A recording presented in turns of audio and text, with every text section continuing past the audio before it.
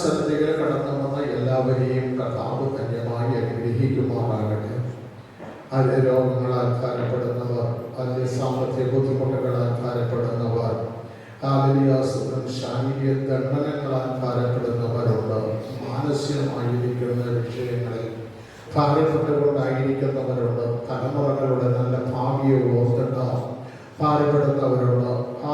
സ്തോത്രം ചെയ്യുന്നു എന്ന് പകൽക്കാലം എല്ലാവർക്കും അടുത്തിൽ നിന്ന് ഒറ്റ ഉത്തരമേ ഉള്ളൂ, അത് ക്രിസ്തു. ഹല്ലേലൂയ. എല്ലാ ചോദ്യങ്ങൾക്കും, നമ്മുടെ സാമ്പത്തികമായ ബുദ്ധിമുട്ടുകൾക്കായിരുന്നാലും ശാരീരികമായ ഖണ്ഡനങ്ങൾക്കായിരുന്നാലും തലമുറകളുടെ നല്ല ഭാവിക്കായിരുന്നാലും ഒറ്റ ഉത്തരമേ ഉള്ളൂ, അത് ക്രിസ്തുവാണ്. ഇന്ന് പകൽക്കാലം ആ ക്രിസ്തുവിൽ നിന്ന് നമുക്ക് ഉത്തരം കിട്ടുവാൻ സർവശക്തനായ ദൈവം നമ്മെ അനുഗ്രഹിക്കുമാറാകട്ടെ. ഹല്ലേലൂയ. സ്തോത്രം. ദൈവത്തിന്റെ കൈ നമുക്ക് ഭാരമാകാതെ നമ്മൾ ജീവിച്ചാൽ, പ്രിയ ദൈവമകളെ, നമ്മളെ ഒന്നിനും ഭാരപ്പെടണം. പക്ഷേ ദൈവത്തിന്റെ കൈ നമുക്ക് ഭാരമായാൽ നമ്മൾ എത്ര ആത്മീയനായിരുന്നാലും നമ്മൾ ശിക്ഷ അനുഭവിച്ചുകൊണ്ടേയിരിക്കും. എന്നെ അതിശയപ്പെടുത്തിയ ഒരു കാര്യമാണ്, ദാവീദ് എന്ന് പറയുന്ന മനുഷ്യൻ ആത്മീയനാണ് അല്ലേ? 3 രാജാക്കന്മാർ ഹല്ലേലൂയ സ്തോത്രം ചെയ്യുന്നു. ആദ്യ ഇസ്രായേൽ വിഭജിക്കുന്നതിന് മുമ്പേ ഭരിച്ചു. ഒന്നാമത്തെ രാജാവ് ശൗൽ, രണ്ടാമത്തെ രാജാവ് ദാവീദ്, മൂന്നാമത്തെ രാജാവ് ശലോമോൻ. ശലോമോന് ശേഷം രാജ്യം വിഭജിക്കപ്പെട്ടു. ഒന്നാമത്തെ രാജാവായിരിക്കുന്ന ഹല്ലേലൂയ സ്തോത്രം ചെയ്യുന്നു ശൗല് പ്രാകൃത മനുഷ്യനെന്നാണ് ചരിത്രം പറയുന്നത്. എന്തുകൊണ്ട് അവൻ പ്രാകൃത മനുഷ്യനായത്? ശൗൽ എന്ന് പറയുന്ന വ്യക്തി പ്രാകൃത മനുഷ്യനായ ആകാൻ കാരണം, ഹല്ലേലൂയ, എന്താ കാരണം? ദൈവത്തിന്റെ കൽപ്പന ലംഘിച്ചതാണോ കാരണം? അല്ല. അതവന് രാജ്യത്വം പോകും അല്ലെ? രാജ്യത്വം അവരിൽ നിന്ന് പോയി തന്റെ കൂട്ടുകാരുടെ അടുത്ത് ദൈവം കൊടുത്തു എന്നാണ് എഴുതിയിരിക്കുന്നത്. അപ്പൊ ശൗല് പ്രാകൃത മനുഷ്യനാകാൻ കാരണമെന്ന്, ആദാമിന്റെ മകനായിരിക്കുന്ന ഹയീന്റെ വഴികളിൽ കൂടെയാണ് ശൗല് യാത്ര ചെയ്യുന്നത്. ഹയീൻ എന്താ ചെയ്തത്? ഹയീൻ എന്താ ചെയ്തത്? ഹയീൻ എന്താ ചെയ്തത്? ഹല്ലേലൂയ, ഹല്ലേലൂയ, സ്തോത്രം. ദൈവത്തിന്റെ പ്രസാദമുള്ള യാഗം കഴിച്ചില്ല എന്നുള്ളത് ശരിയാണ്. പക്ഷെ യാഗം കഴിക്കാതെ വന്ന ശൗലിനെ ദൈവം എന്ത് ചെയ്തു? തള്ളി. ഇത്രയും ചെയ്തോ? അല്ല, കയ്യിനെ തള്ളി. നിന്റെ മുഖം പാടുന്നത് എന്ത്? നിന്റെ കയ്യനെ നീ മുഖം ചോദിച്ചു തള്ളി. എന്നിട്ട് ദൈവം തന്നെ പറഞ്ഞു, ഇവൻ ആരെങ്കിലും തൊട്ടാൽ 7 ഇരട്ടി ഞാൻ. അപ്പൊ ദൈവം എന്ത് ചെയ്തിട്ടില്ല? കയ്യിനെ കളഞ്ഞില്ല. അവന്റെ അപ്പോഴത്തെ മനോനിലവാരത്തിൽ അവൻ അത് ചെയ്തെങ്കിലും ദൈവം എന്ത് ചെയ്തില്ല? കൈവിട്ടില്ല. പക്ഷെ കൈവിടാനുണ്ടായ ഒരു കാരണം, അവൻ യാത്ര തിരിച്ചു, കിഴക്ക് നോർത്ത് ദേശത്ത് പോയി താമസിച്ചു. അവന്റെ ദേശമല്ല, അവന്റെ സ്ഥലവുമല്ല. അവൻ അവിടെ ഒരു പട്ടണം പണിതു. ആ പട്ടണത്തിൽ അവനിട്ട പേര് അവന്റെ മകന്റെ പേര് അല്ലേ? ശൗലിന്റെ പ്രാകൃതനാകാൻ കാരണം ദൈവം തിരഞ്ഞെടുത്ത ദാവീദിനെ നോട് പറയുകയാണ്, യോനാഥാനോട് പറയുകയാണ്, ഇശായിയുടെ മകനായ ദാവീദ് ജീവിച്ചിരുന്നാൽ ഒരിക്കലും നിനക്ക് രാജ്യത്വം കിട്ടൂല. അപ്പൊ സ്വന്തം കുടുംബത്തിന് വേണ്ടി മാത്രം, സ്വന്തം മക്കളുടെ കാര്യം മാത്രം നമ്മൾ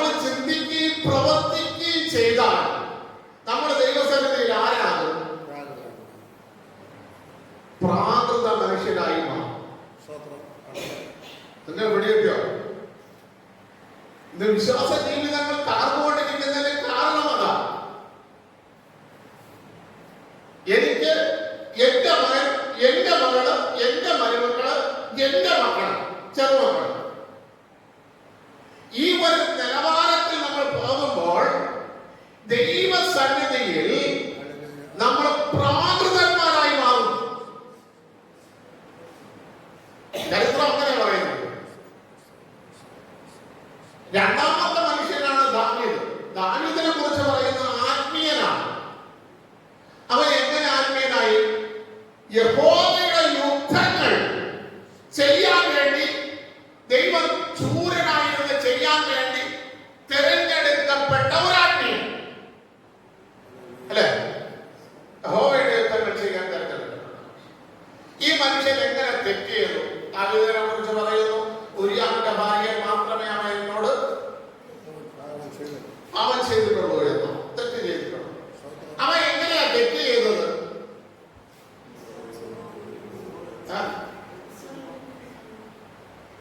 അവൻ തെറ്റിയാരുടെ സാഹചര്യമാണ് ഞാൻ നിങ്ങളോട് ചോദിക്കുന്നത്.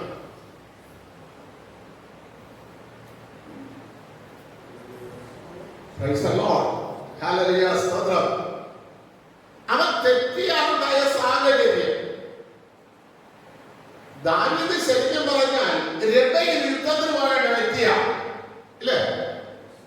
അപ്പൊ യോവാബ് പറഞ്ഞു, നീ വരണ്ട, ഞങ്ങൾ പോയി രബയെ എന്ത് ചെയ്തോളാം, വിളിച്ചോളാം. അതിനാണോ ദൈവം തിരഞ്ഞെടുത്തത്?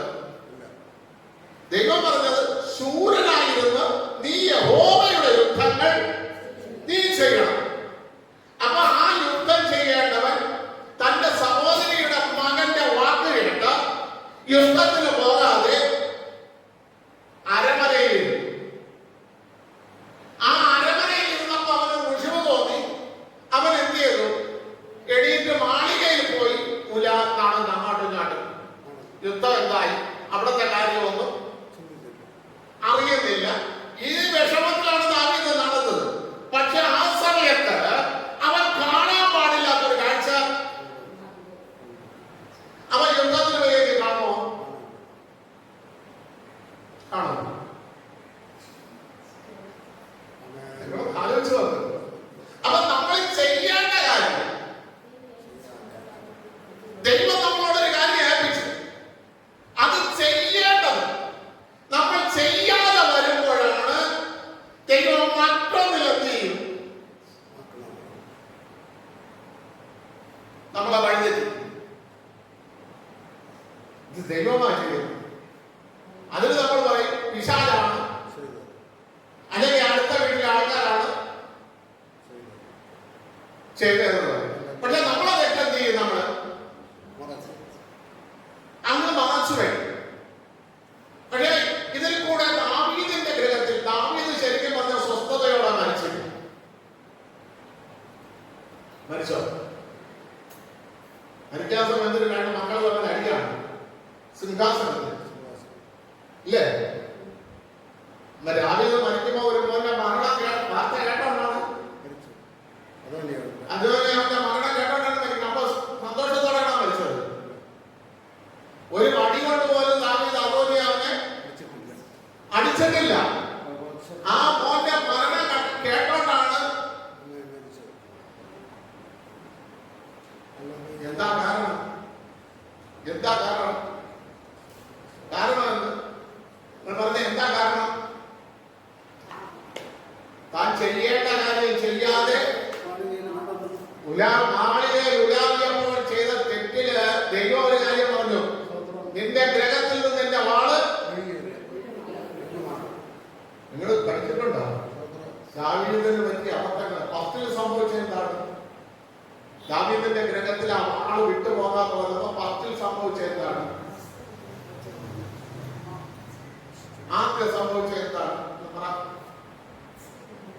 ആദ്യം സംഭവിച്ചത്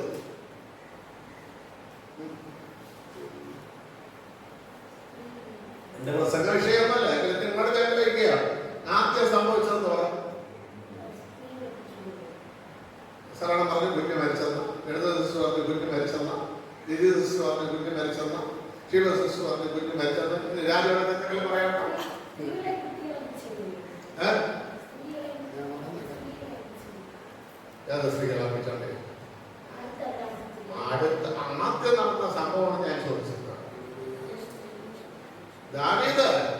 ഏത് കാര്യത്തിനും ഒരു യവതോന്ന് തന്നെ കയ്യിൽ വെച്ചിട്ടുണ്ട്. ഇങ്ങോട്ട് വാ, ഞാൻ ചോദിക്കട്ടെ, ഈ പലിശ കട പിന്തുടരണം? ദൈവം പറയും പിന്തുടരാം. എവിടെ പോകണം? ഏത് സ്ഥലത്തിൽ നിന്ന് രാജാവായിരിക്കണം? എബ്രോനിൽ പോകണം. ദൈവം പറഞ്ഞു. പക്ഷെ ഇവിടെ തന്റെ വീട്ടിൽ 7 ദിവസം ഉപവസിച്ച് തറയിൽ കിടന്ന് പ്രാർത്ഥിച്ചിട്ട് പ്രാർത്ഥനയ്ക്ക് ദൈവം മറുപടി കൊടുത്തില്ല. ഒരു കാഴ്ചപ്പാട് കൊടുത്തില്ല. അവന്റെ കുഞ്ഞ് മരിക്കുമെന്ന് ഒരു കാഴ്ചപ്പാട് കൊടുത്തില്ല. ഒരു വെളിപ്പാട് കൊടുത്തില്ല. കൊടുത്തോ? അപ്പൊ ആദ്യം ദൈവത്തിന്റെ വാള് നമ്മുടെ ഗ്രഹത്തിൽ ഉണ്ടെങ്കിൽ ആദ്യം നടക്കുന്നത് നമ്മുടെ പ്രാർത്ഥനയ്ക്ക് മറുപടി തരില്ല എന്ന് പകൽക്കാലം നിങ്ങൾ ഓർത്തോണം. ദൈവത്തിന്റെ വാള് നമ്മുടെ ജീവിതത്തിൽ എവിടെയെങ്കിലും നമ്മൾ പിഴച്ചു പോയിട്ട ദൈവത്തിന്റെ വാള് നമ്മുടെ വീടിനകത്ത് വന്നിട്ടുണ്ടെങ്കിൽ, നമ്മുടെ ഭവനത്തിനകത്ത് വന്നിട്ടുണ്ടെങ്കിൽ, നീ പ്രാർത്ഥിക്കുന്ന പ്രാർത്ഥനകൾക്ക് ഒരു മറുപടിയില്ല. മനസ്സിലായോ? ആദ്യം സംഭവിക്കുന്നത് അതാണ്. രണ്ടാമതാണ് കുഞ്ഞു മരിച്ചത്. മൂന്നാമത് പ്രേമം. 13-ാം അധ്യായത്തിൽ പ്രേമം. അതും എങ്ങനെ? വഴിവിട്ടുള്ള പ്രേമം. നിങ്ങൾ ഓരോന്നിനും പഠിക്കണം. ദൈവത്തിന്റെ വാള് വീട്ടിൽ വന്നാൽ അമ്മയും അപ്പനും രക്ഷിക്കപ്പെട്ട് സ്നാനപ്പെട്ടവർ മക്കൾ ആരെ പ്രേമിക്കും? ഹിന്ദുവിനെ, CSI കാരൻ, RC കാരൻ. മക്കൾ പോകേണ്ട രക്ഷിക്കപ്പെട്ട കുടുംബത്തിലുണ്ട്. വാള് നിന്റെ വീട്ടിനകത്ത് വന്നിട്ടുണ്ടെങ്കിൽ, മനസ്സിലായി? വാള് നിന്റെ വീട്ടിനകത്ത് വന്നിട്ടുണ്ടെങ്കിൽ നീ ഓർത്തോ, നമ്മൾ വിചാരിക്കുന്നത് പോലെ പ്രാർത്ഥനയ്ക്ക് മറുപടി നടക്കാൻ പാടില്ലാത്തത് നമ്മുടെ വീടുകളിൽ നടക്കും. ഇന്ന് പകൽക്കാലത്തോടെ ഒരു വാക്യം വേഗത്തിൽ വായിക്കാൻ നമുക്ക് നെഹമ്യാവിന്റെ പുസ്തകം 2-ാം അധ്യായം അതിന്റെ 14-ാം വാക്യം നമുക്ക് വായിക്കാം.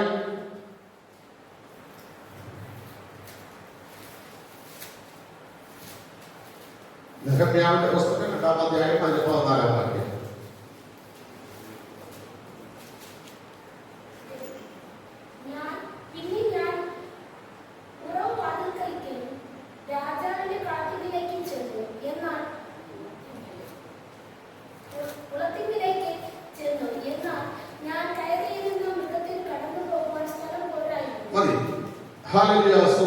പകൽക്കാലം പ്രിയതയുടെ തന്ന തിരുവചനങ്ങളെ ഓർത്തുകൊണ്ട് ഒരു നിമിഷം നമ്മൾ പ്രാർത്ഥിക്കുന്നു. സ്നേഹവാനായിരിക്കുന്ന കർത്താവേ, വാഴ്ത്തപ്പെട്ട നല്ല പിതാവേ, ഇന്ന് പകൽക്കാലം നൽകപ്പെട്ട വാക്യത്തിനായി സ്തോത്രം ചെയ്യുന്നു. കർത്താവേ, ഇത് ഹാലലിയാസ്ത്രമണിയെ ചിന്തിക്കാത്ത ഒരു ഭാഗമാണ്. ഇന്ന് പകൽക്കാലം അത് ചിന്തകളെ ഹാദ്യാസ്ത്ര നിരൂപണങ്ങളെ, അടിയന്റെ ചിന്തകളെ നിരൂപണങ്ങളെ മാറ്റിവെച്ചിട്ട് കർത്താവിന്റെ ചിന്തകളും കർത്താവിന്റെ ഉപദേശങ്ങളും ഈ വചനത്തിൽ കൂടെ വെളിപ്പെട്ട കടന്നു വന്ന ജനത്തിന് അനുഗ്രഹമായി, അനുഗ്രഹപൂർണമായി തീരുവാൻ കടന്നു പോകുന്ന മൃഗത്തിന് സ്ഥലമില്ലാതെ ഇടുങ്ങിയിരിക്കുന്നത് പോലെ നിന്റെ ജനം കർത്താവെ പല വിഷയങ്ങളിൽ ഇടുങ്ങിയിരിക്കുന്നു. അവർക്കൊരു വിശാലതയിലേക്ക് കൊണ്ടുവരുവാൻ തക്കവണ്ണം പരിശുദ്ധനായ ദൈവം ഇന്ന് പകൽക്കാലം സഹായിക്കേണ്ടതെന്ന് അങ്ങയുടെ സന്നിധിയിൽ പ്രാർത്ഥിച്ച് കരങ്ങളിൽ ഏൽപ്പിക്കുന്നു. മഹത്വമെല്ലാം അങ്ങയുടെ ഗണം യേശുക്രിസ്തുവിൻ നിസ്തുല്യ നാമത്തിൽ തന്നെ ആമേൻ. നമ്മുടെ കരങ്ങളെ ഉയർത്തി ദൈവത്തെ സ്തുതിച്ചാട്ടെ. Hallelujah, hallelujah, hallelujah. സ്തോത്രം ചെയ്യുന്നു. ദൈവനാമത്തിന് മഹത്വം ഉണ്ടാകട്ടെ. വീണ്ടും വീണ്ടും കർത്താവിന്റെ മഹത്വം നമ്മളിലേക്ക് വെളിപ്പെടുമാറാകട്ടെ. നമുക്കറിയാം, നെഹമ്യാവിന്റെ പുസ്തകത്തിന് എന്നുള്ള പ്രത്യേകത ഇടുങ്ങി കിടക്കുന്ന മതിലുകളും പൊളിഞ്ഞു കിടക്കുന്ന കല്ലറകളും തീ കൊണ്ട് വെന്തു പോയിരിക്കുന്ന വാതിലുകൾ. ഇതിന്റെ 3 അനുഭവങ്ങൾ അവിടെ ഉണ്ടായപ്പോൾ ജനം അപമാനത്തിലും കഷ്ടതയിലും ഇരിക്കുന്നത് കാണുവാനിടയായി. ഉപവസിച്ച് പ്രാർത്ഥിച്ച് ഇറങ്ങി ഹാലലിയ സ്തോത്രം ചെയ്യുന്നു. നെഹമ്യാവ് അവിടേക്ക് പോകാൻ തയ്യാറെടുക്കുന്ന സമയത്ത് ഹാലലിയ രാജാവിന്റെ കയ്യിൽ നിന്ന് ഒരു എഴുത്തും വാങ്ങി, അല്ല താൻ താമസിക്കേണ്ട ഭവനം തനിക്ക് ലഭിക്കേണ്ടതിനും, അല്ല പണി ചെയ്യാനുള്ള തടികൾ ലഭിക്കും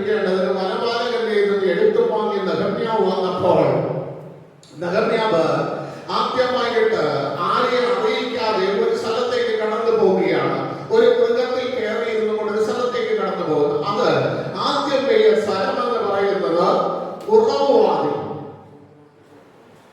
ഹല്ലേലൂയ, സ്തോത്രം. ഉറവുവാതിൽ. ഉറവുവാതിലേക്ക് തന്നെ പോകാൻ ഒരു കാരണമുണ്ട്. അതായത് ഉത്ഭവ സ്ഥാനത്ത് തന്നെ പോകാൻ ഒരു കാരണമുണ്ട്. ഈ കാരണം എന്ന് പറഞ്ഞാൽ ഉറവുവാതിലിന്റെ പ്രത്യേകത എന്ന് പറയുന്നത് 3:16 വാക്യം ഒന്ന് വായിച്ച 3-ാം അധ്യായത്തിന്റെ 16-ാം വാക്യം.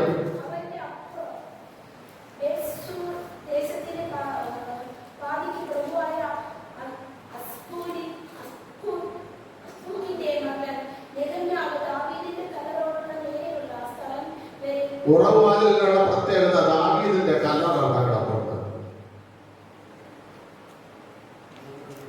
മനസ്സിലായോ? ഹല്ലേലൂയ. അപ്പൊ നെഹെമ്യാവ് പോയ വാതിൽ, ആദ്യത്തെ വാതിലിന്റെ കാരണം ദാവീദിന്റെ കല്ലറയുടെ അടുക്കലാണ്. ദാവീദിന്റെ കല്ലറ മാത്രമല്ല, അവിടെ എഴുതിയിരിക്കുന്ന മറ്റൊരു ഭാഗം കൂടെ വായിച്ച് 15-ാം വാക്യം കൂടെ വായിച്ച്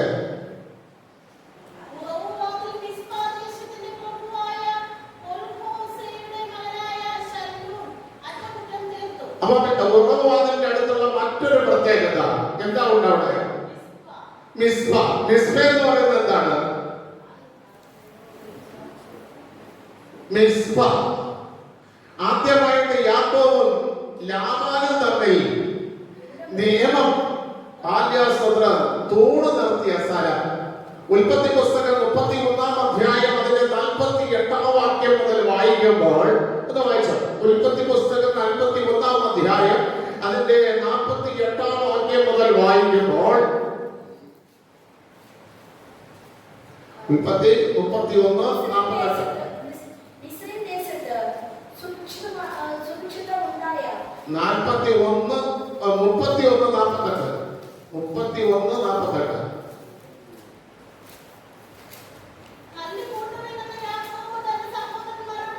കല്ല് കൂട്ടുവീനെന്ന് യാക്കോബ് തന്റെ സഹോദരങ്ങളോട് പറഞ്ഞു.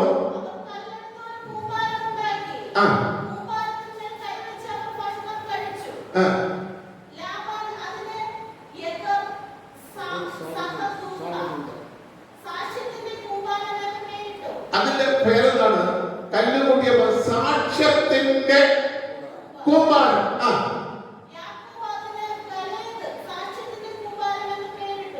ഗലേദ് എന്ന സാക്ഷ്യത്തിന്റെ കൂമ്പാരം എന്ന് ആര് പേരിട്ടു? യാക്കോബ് പേരിട്ടു.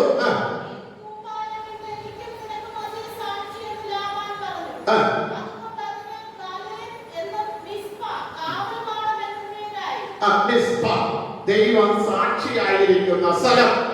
ഇതിന്റെ പേരാണ് മിസ്ബ.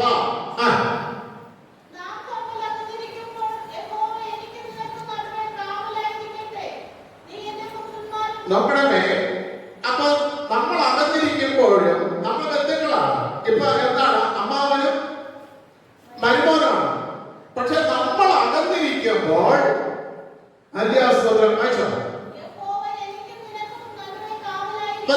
ഞാൻ ഇവിടെ താമസിക്കുമ്പോഴും എന്റെ മകൻ ഇപ്പൊ വീട്ടിൽ താമസിക്കുമ്പോഴും ഞാൻ മകന് വിരോധമായിട്ട് ചെയ്താലും മകൻ എനിക്ക് വിരോധമായിട്ട് എന്തെങ്കിലും പ്രവർത്തിച്ചാലും ആരാണ് സാക്ഷി? ദൈവ സാക്ഷി. നിങ്ങൾക്ക് മനസ്സിലായോ? ആര് സാക്ഷി? പലരും ചിന്തിക്കും, ഞാൻ പറയുന്നതൊന്നും പാസ്റ്റർ കേൾക്കുന്നില്ല. ഞാൻ ചിന്തിക്കും, ഞാൻ പറയുന്നതൊന്നും വിശ്വാസികൾ കേൾക്കുന്നില്ല. ഞാൻ വീട്ടിൽ ഇരുന്ന് കൊണ്ട് ചിന്തിച്ച് എന്തെങ്കിലും പറഞ്ഞാലും, നിങ്ങൾ വീട്ടിൽ ഇരുന്ന് ചിന്തിച്ച് പറഞ്ഞാല്, നിങ്ങൾക്ക് വിരോധമായിട്ട് മറ്റൊരാൾ ചിന്തിച്ച് പറഞ്ഞാല്, ഇതിനകത്ത് സാക്ഷി ഒരാളെ ഉള്ളൂ, അത് ദൈവം. കാരണം ഞാൻ ഇവിടെ ഇരുന്നുകൊണ്ട് പറയുന്ന ശബ്ദം ഈ മൈക്കിന് ചുറ്റും കേൾക്കാം. അതിനപ്പുറം തന്നില്ല ആരും കേൾക്കില്ല. നമുക്ക് വേണമെങ്കിൽ മാറ്റി പറയണം, ഞാൻ അങ്ങനെ പറഞ്ഞില്ല. പക്ഷെ ഇതിനിടയിൽ ഒരു സാക്ഷിയുണ്ട്, അത് ദൈവമാണ്. ഹല്ലേലൂയ, സ്തോത്രം. അടുത്ത വാക്യം.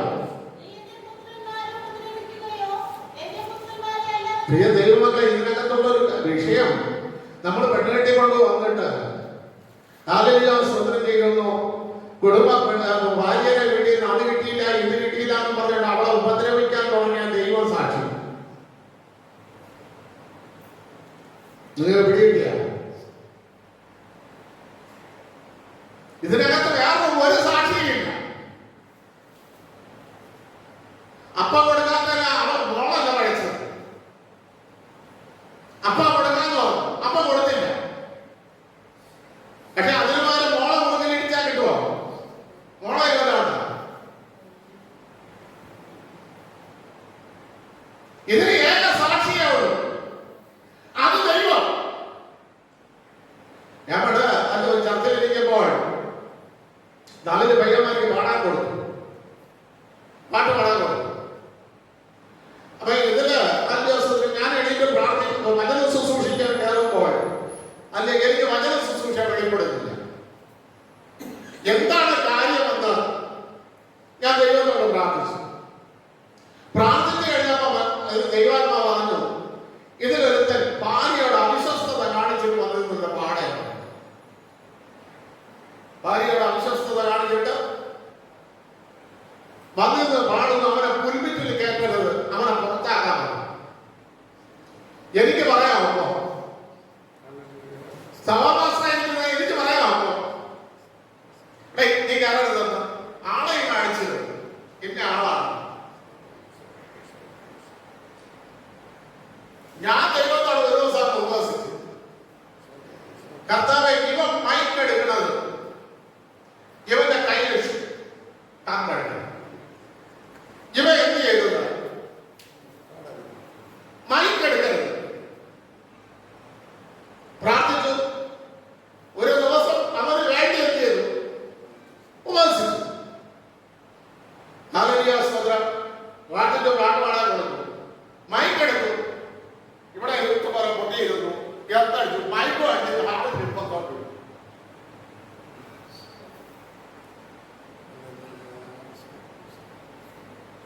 വിടുന്നത് ഞാൻ പറഞ്ഞ അമ്മയ്ക്കുണ്ട്.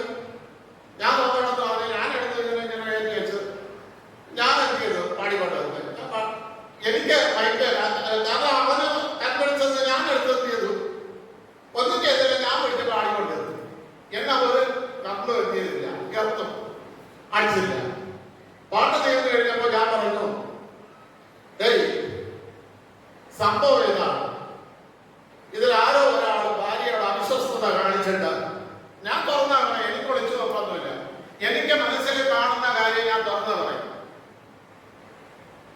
അവിശ്വസ്തത കാണിച്ചിട്ടുള്ള പാടാൻ വരുന്നു, അതുകൊണ്ട് വചനം വെളിപ്പെടുന്നില്ല എന്ന ദൈവാത്മാവാണ്. ഇന്നലെ ഞാൻ ഉപവസിച്ചു എന്ന് പറഞ്ഞു. അങ്ങനെയുള്ളവൻ പാടരുത്, മൈക്ക് എടുക്കരുത്.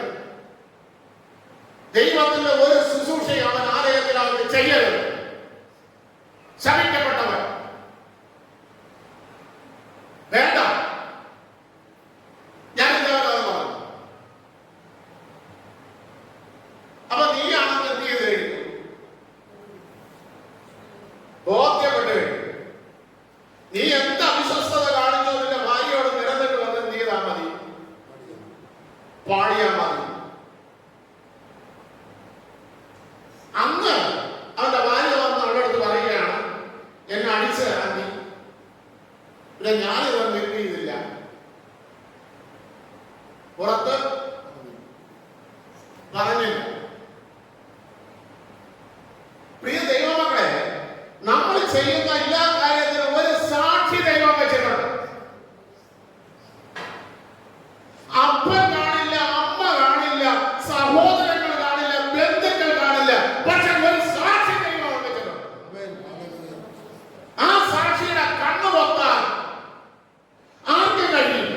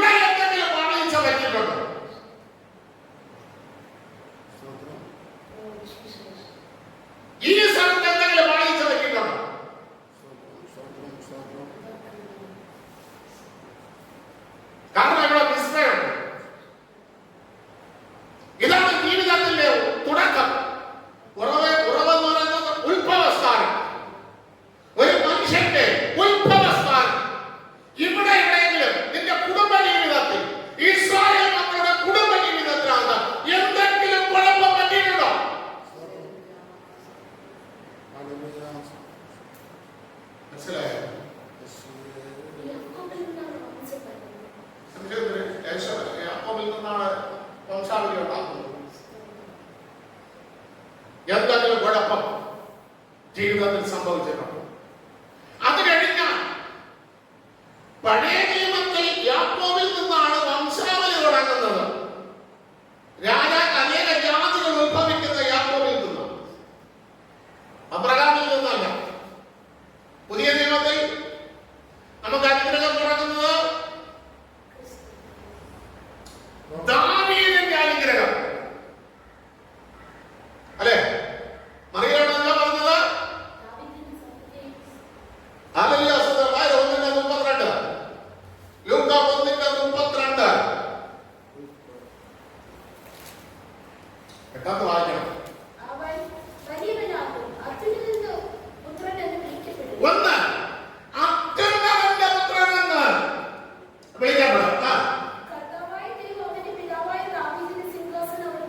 അപ്പൊ നമ്മുടെ സിംഹാസനം ആക്കുന്നതാണ് ദാവീദിന്റെ സിംഹാസനം. അടുത്ത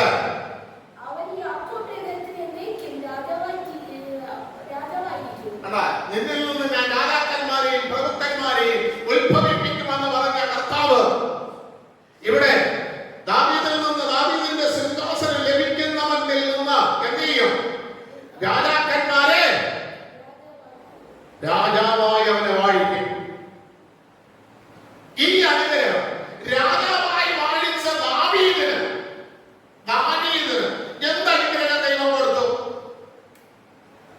എന്തനുഗ്രഹം കൊടുത്തു? 2 ശമൂവേലിന്റെ പുസ്തകം 7-ാം അധ്യായം അതിന്റെ 9-ാം വാക്യം മുതൽ 11 വരെ വായിച്ചു. 2 ശമൂവേലിന്റെ പുസ്തകം 7-ാം അധ്യായം അതിന്റെ 7-ാം അധ്യായം 9 തൊട്ട് 11 വരെ.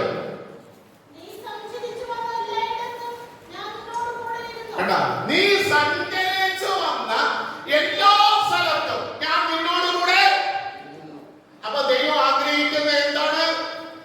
നമ്മൾ എവിടെ സഞ്ചരിച്ചാലും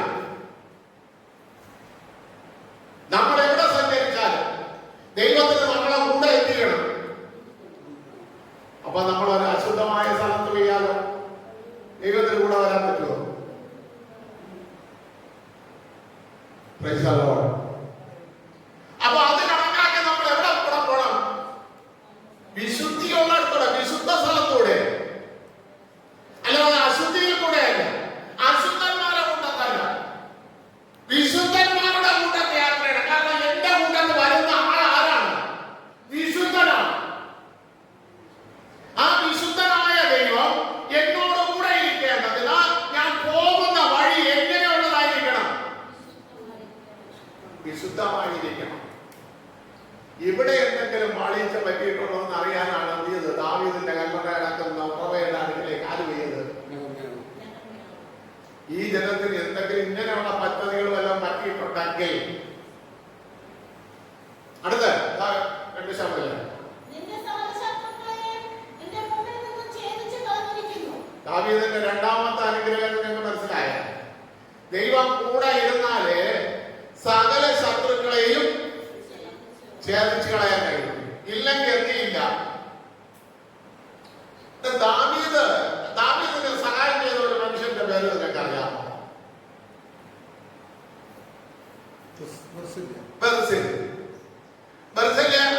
ദാവീദ് അപ്പുറത്ത് ഇക്കരെ വന്നപ്പോൾ ദാവീദിന്റെ കൂടെ നദി കടന്ന് ഇക്കരെ എന്ത് ചെയ്തു? വന്നപ്പോൾ ബർസിലിന്റെ അടുത്ത് ദാവീദ് പറഞ്ഞു, നീ എന്റെ കൂടെ വാ, നിന്നെ ഞാൻ കൊട്ടാരത്തിൽ കൊണ്ടുപോയി, നീ എനിക്ക് മകനിയിൽ ഞാൻ അടങ്ങിയിരുന്നപ്പോൾ നീ എനിക്ക് ആഹാരം കൊടുത്തേച്ചു, എന്റെ കൂടെ ഉണ്ടായിരുന്നവർക്ക് ആഹാരം കൊടുത്തേച്ചു, അത് നീ എനിക്ക് വലിയ ഉപകാരമാണ് ചെയ്തത്. അതുകൊണ്ട് ഇനിയുള്ള കാലം നീ കൊട്ടാരത്തിൽ കഴിഞ്ഞാൽ മതി, നിനക്ക് വേണ്ടുന്നതെല്ലാം ഞാൻ വന്ന് കഴിക്കാം. ബർസിലി പറഞ്ഞു, എനിക്ക് വയസ്സൽപ്പതാണ്, ഇനി കൊട്ടാരത്തിൽ നടക്കുന്ന വീണാനാഥങ്ങളും നൃത്തങ്ങളും കണ്ടാസ്വദിക്കാനുള്ള പ്രായം എനിക്ക് കഴിഞ്ഞു. അവിടെ വെക്കുന്ന രാജകീയ സ്വാദ് ഭോജനങ്ങൾ കഴിക്കാനുള്ള സ്വാദ് നോക്കാനുള്ള നാവും എനിക്കിപ്പോ. അപ്പൊ നിങ്ങൾ മനസ്സിലാക്കണം, നമുക്കൊരു പ്രായം വന്ന ചിലതല്ല നമ്മൾ വേണ്ടെന്ന്. പിടികിട്ടിയ അല്ല, എനിക്കിതുപോലെ ആരോഗ്യമുണ്ട്, എനിക്ക് 45 വയസ്സിലുള്ള കാര്യം എനിക്ക് ഇപ്പോഴും വേണമെന്ന്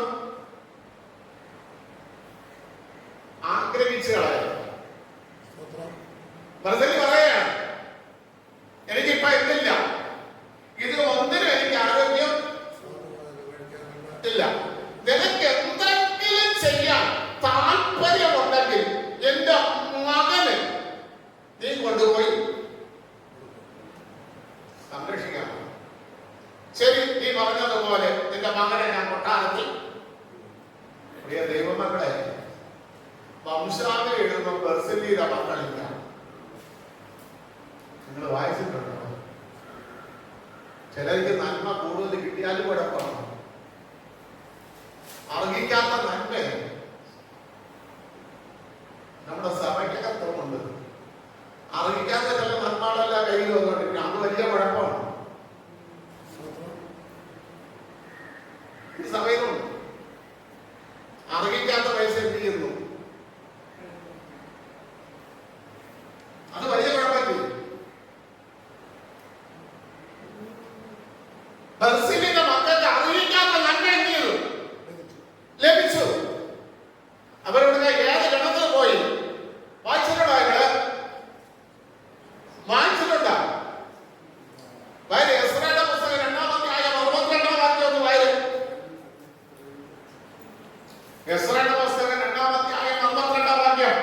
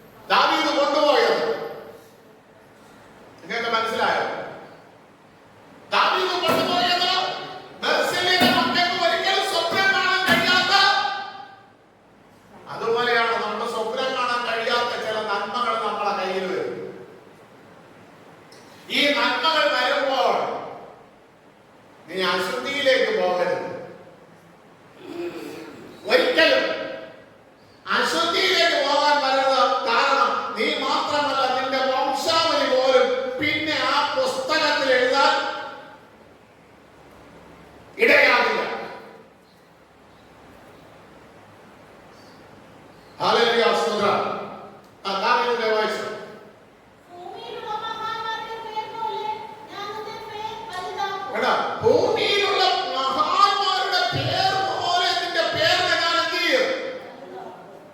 വലുതാണ് എന്ന് പറഞ്ഞിട്ട് ഞാൻ നിനക്കൊരു ഗ്രഹം പണിയും. ഇവിടെ ഗ്രഹവും ഇല്ല, ഗ്രഹത്തിന് ചുറ്റുമുള്ള മതിലില്ല, ആ വാതിലുകളില്ല. ദാവീദിനെ അടക്കിയ കല്ലറ എന്ത് ചെയ്ത് നടക്കുന്നു?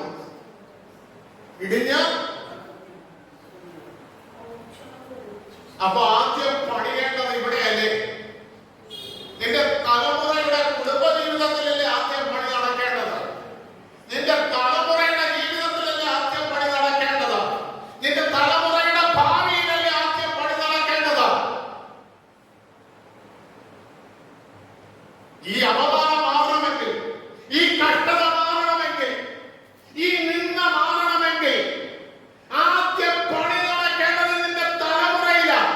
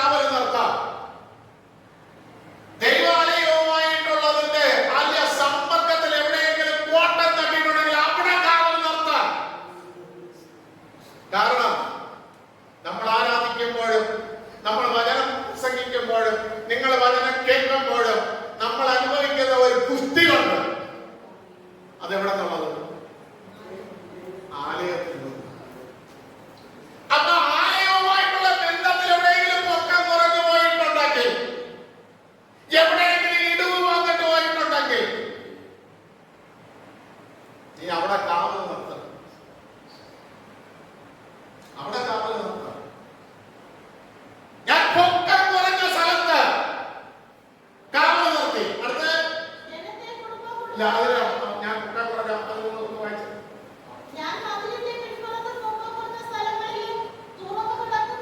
തുറന്നു കിടക്കുന്ന ശത്രുവിന് നിന്റെ വീട്ടിനകത്തേക്ക് ഓടി കയറി വരാൻ കഴിയുന്ന അവിടെ നീ കാവൽ നിർത്താം. നിങ്ങൾക്ക് മനസ്സിലായോ? ദൈവം സാക്ഷി വെച്ചിട്ട് കാവൽ വെച്ച സ്ഥലത്ത് ദൈവം മാറി.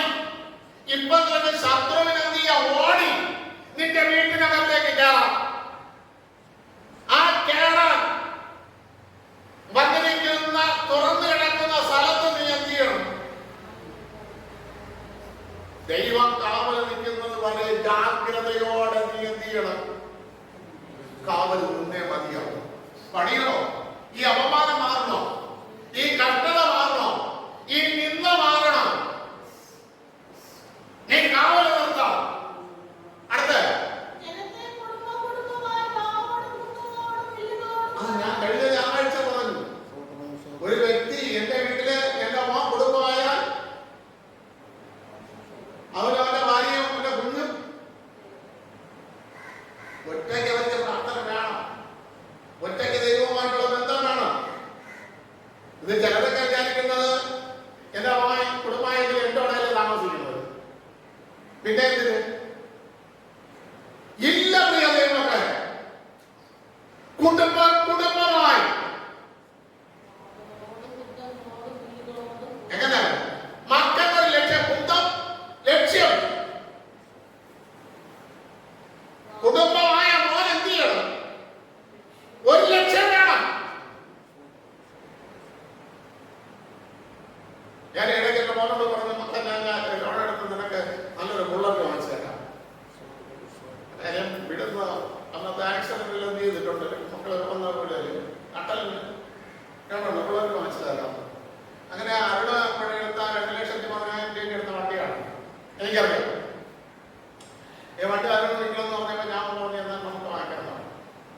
അയാൾ 1,40,000 വിറ്റത്. ഒരു ചെറിയ ലോണുണ്ട്. ഇപ്പം ലോണ് എൻ്റെ പേരിലൊരു ലോണുണ്ട്. കാർഷിക ലോണായിട്ട് എടുത്ത എനിക്ക് 1,50,000 ലോൺ കിട്ടും. ഞാൻ കൊടുക്കാൻ പറഞ്ഞു. അപ്പോൾ എൻ്റെ മോൻ പറഞ്ഞു, ഒരു കാരണവശാലും നമ്മൾ എഴുത്ത് നൽകാൻ മതി. നമുക്കിപ്പോൾ ആവശ്യം വണ്ടിയല്ല, ഒരു വീടാണ്. ഞാൻ ആ ലക്ഷ്യത്തിലാണ് ഞാൻ പോരാടുന്നത്. നിങ്ങൾക്ക് മനസ്സിലായോ? തലമുറയ്ക്ക് ഒരു ലക്ഷ്യം വേണം.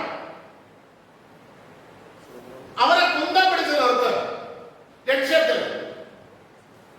എന്നോ ഓടി നടക്കാൻ മൊത്തയ്ക്ക് ഒരു വണ്ടിയുണ്ട്. അതായിരുന്നാലും മതി, എനിക്ക് എടുത്തുകൊണ്ടെന്ന് ചെയ്യാം, പോകാം. പക്ഷെ നമുക്കിപ്പോ ആവശ്യം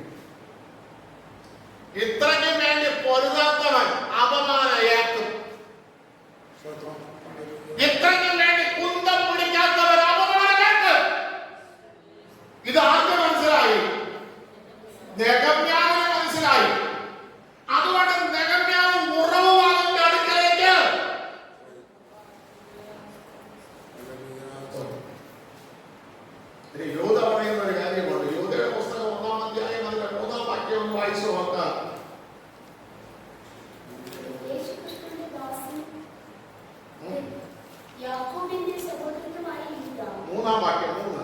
പ്രിയരേ, നമുക്ക് പൊതുവിലുള്ള രക്ഷയെക്കുറിച്ച് പ്രിയരേ, നമുക്ക് പൊതുവിലുള്ള ഒരു രക്ഷയാണ്. പ്രിയ ദൈവമക്കളെ, ഞാൻ ഒന്ന് പറയാം. അല്ല, പൗലോസ് പറയുന്നത് നിങ്ങൾ ഞങ്ങൾക്കും ക്രിസ്തുവിനും അനുകാരികളായിരിക്കും. ആദ്യ ആക്ക്, പിന്നെ ക്രിസ്തുവിന്. കാരണം ലോകം കാണുന്നത് നമ്മളെയാണ്. നമ്മളെ കാണുന്നത് ആരെ കാണണം? ക്രിസ്തുവിനെ കാണണം. അപ്പൊ നമ്മളെ വീട്ടിൽ ആദ്യം വെളിപ്പെടേണ്ടത് ക്രിസ്തു എങ്ങനെയായിരുന്നു എന്നുള്ളത് നമ്മളിൽ വെളിപ്പെടണം, നമ്മളെ വീട്ടിൽ വെളിപ്പെടണം. അതാ പൊതുരക്ഷ. ഈ കാര്യം പറയുമ്പോൾ എനിക്ക് ഓർമ്മ വരുന്നത്, കർത്താവ് ആദ്യാസൂത്രം ചെയ്യുന്നു. നിർജ്ജന പ്രദേശത്ത് 5000 പേർക്ക് എന്ത് ചെയ്തു? ആഹാരം കൊടുത്തു. ഫിലിപ്പോസ് പറഞ്ഞെന്താണ്? ഇവരെ പറഞ്ഞയക്കണം, ഇവർക്ക് ആഹാരമായിട്ട് 200 വെള്ളിപ്പണം വേണം. അപ്പൊ കർത്താവ് അത് നിങ്ങളെ തന്നെ കൊടുക്കാൻ. കർത്താവ് അവിടെ സ്വന്തമായിട്ട് എന്ത് ചെയ്തു? എല്ലാവർക്കും കൊടുത്തില്ലേ? ഇതുപോലെ വല്ലവരെയൊന്നും കടം വാങ്ങിയിട്ടല്ല, നമ്മൾ തന്നെ സ്വന്തമായിട്ട് അധ്വാനിച്ച്, നമ്മൾ തന്നെ സ്വന്തമായിട്ട് കുടുംബത്തെയും മക്കളെയും ഭാര്യയെയും പോറ്റുന്നത് കണ്ട് മറ്റുള്ളവർക്ക് ഒരു മാതൃകയാണ്. അല്ലാതെ ആദ്യാസത്തിലെങ്കിൽ അപ്പുറത്തെ 100, ഇപ്പുറത്തെ 100, തവള 1000 ഇത് വാങ്ങി ജീവിക്കാനല്ല കർത്താവ് കാണിച്ചത്. നമുക്കൊരു പൊതുരക്ഷയുണ്ട്. ആ രക്ഷ അടുത്ത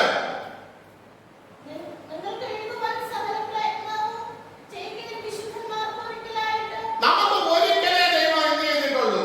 യാഗമായി തീർന്ന് നമുക്ക് മാതൃക കാണിച്ചത്. ഒരിക്കലേ കർത്താവ് തന്റെ മഹിമാസനത്തിൽ നിന്ന് ഭൂമിയിലേക്ക് ഒരിക്കലാണ് ഇറങ്ങി വന്നത്.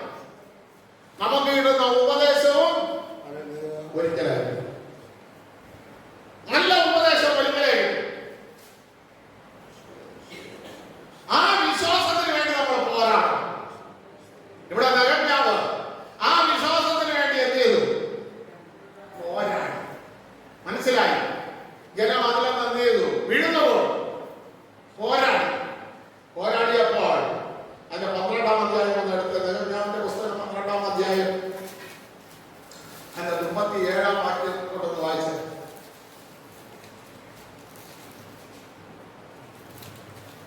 അവർ മുളകുവാതിൽ കടന്ന് നേരെ ദാവീദിന്റെ നഗരത്തിന്റെ പടിക്കെട്ടിൽ കൂടി ദാവീദിന്റെ അരമനയ്ക്കപ്പുറം മതിലിന്റെ കയറ്റത്തിൽ കിഴക്ക് നീർവാതിൽ വരെ ചെന്നു. ഇവിടെ പണി പൂർത്തിയാക്കിയത് വേണ്ട. 52 ദിവസം കൊണ്ട് എന്ത് ചെയ്തു? പണി പൂർത്തിയാക്കി. നീർവാതിൽ എന്ന് പറഞ്ഞാൽ വായിച്ചിട്ടുണ്ട്, കാണുന്നു. നീർവാതിലിനെ കുറിച്ച് പണി പൂർത്തിയാക്കിയോ? നീർവാതിലിനെ കുറിച്ച് മനസ്സിലാക്കിയിട്ടുണ്ടോ? എന്താ നീർപാത്തിയിലെന്ന് കണ്ട് യെശയ്യാവ് വിളിച്ചു പറഞ്ഞതോ? യെരൂശലേം ദേവാലയം പണിയുമ്പോൾ ഒരു പ്രത്യേകതയുണ്ട് കേട്ടോ. യെരൂശലേം ഗീഹോൻ നദി എവിടെ നിന്ന് തുടങ്ങണം? ഗീഹോൻ നദി എവിടെ നിന്ന് തുടങ്ങി?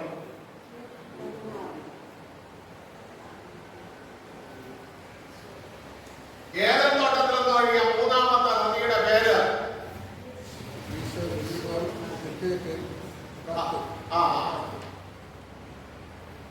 ഈ നദിയിൽ നിന്ന് ഇവർ വെള്ളം തുരങ്കം വഴി എവിടെ കൊണ്ടുവന്നു? യെരൂശലേമിൽ കൊണ്ടുവന്നു. യെരൂശലേമിലെ ആലയത്തിൽ നിന്ന് ഈ വെള്ളം ഓരോ വീടുകളിൽ വെച്ചു. ഇതാണ് നീർവാതിൽ. ശത്രുവിനോട് എന്ത് ചെയ്യാൻ കഴിയില്ല. ഈ നദി കടന്ന്, ഈ തുരങ്കം കടന്ന് ഈ ആലയത്തിന് നേരെ വരാൻ കഴിയും. ഈഗോൻ എന്ന് പറയുന്നത് കൃപ, വാക്കിന്റെ അർത്ഥം. ഈ നദിയിലുള്ള വെള്ളം യെരൂശലേം ദേവാലയത്തിൽ വന്ന സകല കുടുംബങ്ങളിൽ എന്ത് ചെയ്തുകൊണ്ടിരുന്നു? എത്തിച്ചു കൊടുത്തോണ്ടിരുന്നു.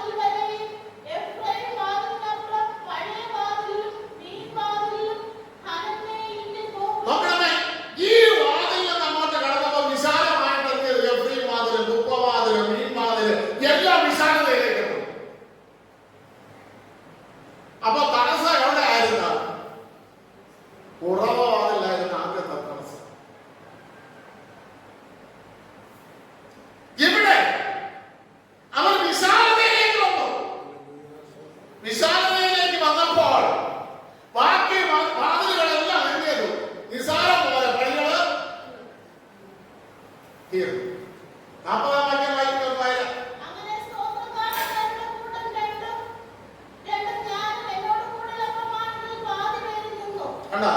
കാരാഗ്രഹത്തിൽ 39-ാം വാക്യത്തിൽ എന്താ എഴുതിയിരിക്കുന്നത്? കാരാഗ്രഹത്തിൽ കിടന്നവരും വാതിൽക്കൽ നിന്നു. സ്തോത്രത്തോടെ അവര് അടിമകളായിട്ട് കിടന്നവരും കാരാഗ്രഹവാദികൾ സ്തോത്രം പാടാൻ അവർക്ക് കഴിയും. പുതിയ നിയമത്തിൽ ഒരു വാക്യമുണ്ട്. പൗലോസ് പറയുന്നത് ദാരിദ്ര്യമാണെങ്കിലും അവർക്ക് എന്തുണ്ടായിരുന്നു?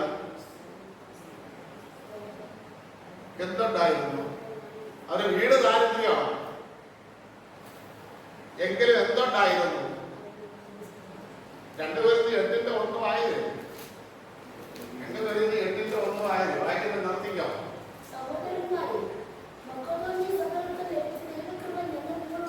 കേട്ടോ? മക്കളുടെ സഭയ്ക്ക് ഒരു ദൈവകൃപ ലഭിച്ചു. ദൈവകൃപ ലഭിച്ചു. ആ കൃപ ലഭിച്ചപ്പോൾ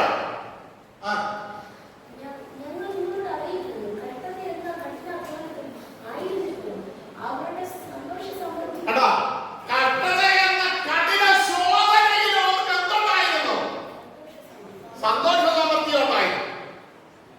ഇന്ന് പകൽക്കാലം നമ്മുടെ ജീവിതത്തിലെ കഷ്ടതയിലെ കഠിന ശോധനയിലും ദൈവം ആഗ്രഹിക്കുന്നത് നമ്മുടെ ജീവിതം സന്തോഷമായിരിക്കണം.